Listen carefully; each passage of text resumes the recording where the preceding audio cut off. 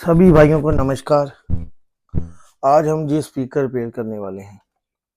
ये देखिए, ये चार्जर लगाया और ये किया ऑन। ये देखिए, जब ये चार्जर से हटाएंगे बंद हो जाएगा।